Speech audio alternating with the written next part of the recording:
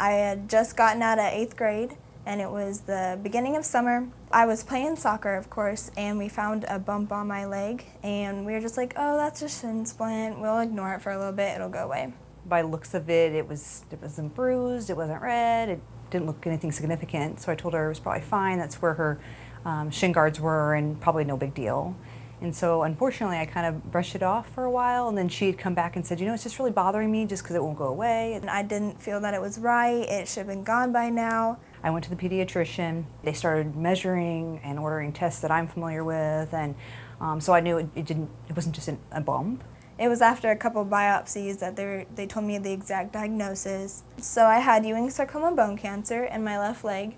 It came up that it was localized just to her tibia. And I did a whole year of chemotherapy, and I had a 13-hour-long surgery, which involved both legs. They were actually going to schedule my port surgery on my birthday, but I told them that wasn't okay, so they moved it for me. Advice that I can give someone who's going through this journey with a family member or a friend is that sometimes your support may be silent. It might be a matter of just sitting with them, sending a text or a phone call, the random mowing the grass when nobody knew, just because it would help you when you couldn't be home, sending a meal by. If you have a friend that's going through something like this, definitely be there for them.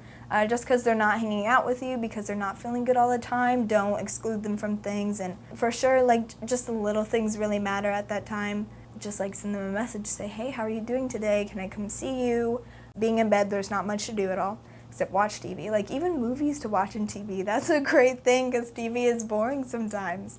Something that really helped us was to reach out to other families, make sure to still have your connections and your social interactions.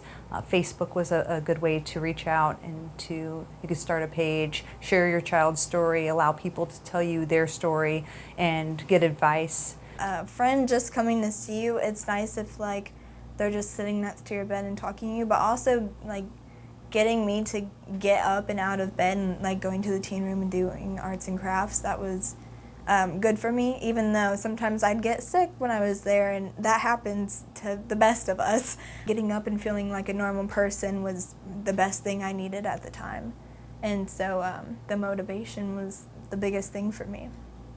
We had someone who also put on a fundraiser for her, and doing something like that for our family really has changed our ability to care for Kaitlynn.